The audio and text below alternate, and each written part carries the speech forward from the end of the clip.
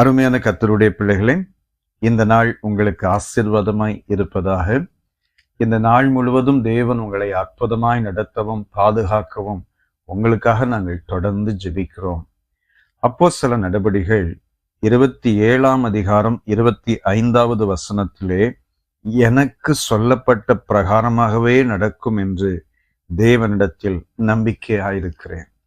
மிக கடினமான ஒரு கப்பல் யாத்திரையில் அப்போஸ்தலனாகிய பவுல் இந்த விசுவாச வார்த்தையை சொல்லுகிறார். தப்பி பிழைப்போம் என்ற நம்பிக்கை இல்லாத ஒரு சூழ்நிலையில் ஆழமாய் தேவன் மேல் வைத்த அந்த விசுவாசத்திலே தேவன் எனக்கு என்ன சொன்னாரோ அதை அப்படியே என்னுடைய வாழ்க்கையில் நிறைவேற்றுவார் என்று நம்பிக்கையோடு சொல்லுகிறதை நாம் பார்க்கிறோம்.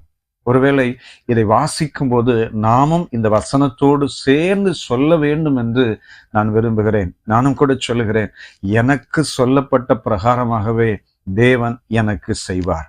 அருமையான சகோதரா சகோதரி, உங்க வாழ்க்கையில நீங்கள் என்ன எதிர்பார்ப்போடு தேவையோடு ஜெபத்தோடு இருந்தீர்களோ, தேவன் எதை செய்வேன் என்று வாக்கு கொடுத்தாரோ, நான் விசுவாசத்தோடு சொல்கிறேன், ஒரு வார்த்தையும் தவறி போகாமல் எல்லாவற்றையும் ஆண்டவர் நிறைவேற்றுவார். நம்முடைய முற்பிதாக்களாகிய ஆபிரகாம், ஈசாக்கு, யாக்கூபு என்பவர்களுக்கு அவர் சொன்ன வார்த்தைகளை அப்படியே நிறைவேற்றினார். யோசுவா சொல்லுவார், கர்த்தர் சொல்லிய நல் வார்த்தைகளில் ஒரு வார்த்தையும் தவறி போகவில்லை, எல்லாம் நிறைவேறிற்று என்று சொல்லுவார்.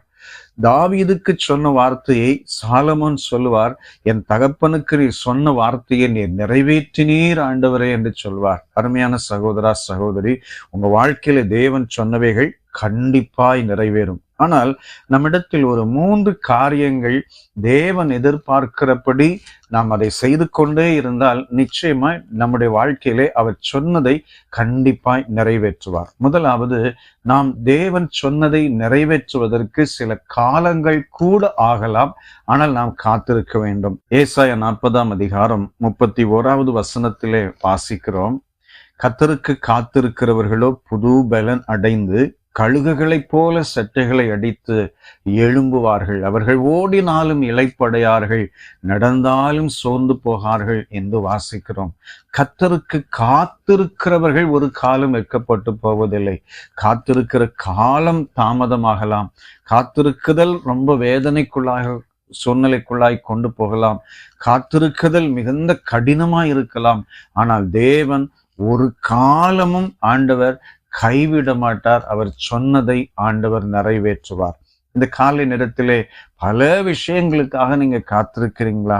கர்த்தர் உங்களை வெட்கப்படுத்தவே விட மாட்டார். நிச்சயம் உங்க வாழ்க்கையிலே ஆண்டவர் சொன்னதை நிறைவேற்றுவார். இரண்டாவது, நாம் எப்பொழுதும் தேவன் சொன்னதை விசுவாசத்தோடு சொல்லி சொல்லி ஜெபிக்க வேண்டும். நம்முடைய பரிசுத்தவான்கள் எல்லாரும் கர்த்தர் சொன்னதை சொல்லி சொல்லி ஜெபிப்பார்கள். என் முகத்தை தேடுங்கள் என்று சொன்னீரே, கர்த்தாவே நான் உம்மை முகத்தை தேடுகிறேன் என்று தாவீது ஜெபிப்பார்.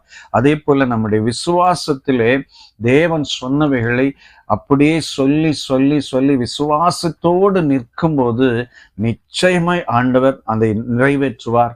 லூக்கா 18ஆம் அதிகாரம் 7வது வசனத்திலே நாம் வாசிக்கிறோம், அந்தப்படி தம்மால் தெரிந்து கொள்ளப்பட்டவர்களின் விஷயத்தில் நீடிய பொறுமை உள்ளவராயிருந்து நியாயம் செய்யாமல் இருப்பாரோ என்று சொல்லி வாசிக்கிறோம். விசுவாசத்தோடு காத்திருக்கும் போது நிச்சயமா ஆண்டவர் ஒரு பெரிய அற்புதத்தை செய்து தம்முடைய நாமத்தை மகிமைப்படுத்துவார். மூன்றாவது, நாம் எப்பொழுதும் ஜெபத்தோடு கூட இருக்க வேண்டும். ஜெபம் தேவனிடத்தில் இருந்து பலத்த அற்புதங்களை கொண்டு வரும். இடைவிடாமல் ஜெபிக்க வேண்டும், இடைவிடாமல் தேவனை ஆராதிக்க வேண்டும். எப்பொழுதும் ஜெபித்து கொண்டே இருக்கிறவர்கள் ஒரு காலம் சோர்ந்து போக மாட்டார்கள். தேவன் எப்பொழுதெல்லாம் தம்முடைய பிள்ளைகள் ஜெபிக்கிறார்களோ அவர்கள் ஜெபத்தை கூர்ந்து கவனிக்கிறார். அப்போஸ்தலனாகிய பவுல் ஒரு நல்ல ஜெபிக்கிற மனிதன். அதனால் தான் அவர் சொல்கிறார், எனக்கு சொல்லப்பட்ட பிரகாரமாகவே நடக்கும் என்று நான் விசுவாசிக்கிறேன், நம்புகிறேன், அறிக்கையிடுகிறேன் என்று சொல்கிறார். அருமையான சகோதரா சகோதரி, உங்கள் ஜெப வாழ்க்கை குறைவிடாமல் காத்துக்கொள்ளுங்கள். தேவன் சொன்னதை நிச்சயமாய் நிறைவேற்றுவார். உங்கள் சூழ்நிலை எதிர்மறையாய் இருக்கலாம், காற்றும் இல்லை மழையும் இல்லை என்று சொல்லலாம், வனாந்தரமாய் இருக்கலாம், ஒன்றுமில்லாத இடமாய் இருக்கலாம். ஆனால் தேவன் நிச்சயமாய் அவர் சொன்னதை நிறைவேற்றுவார்.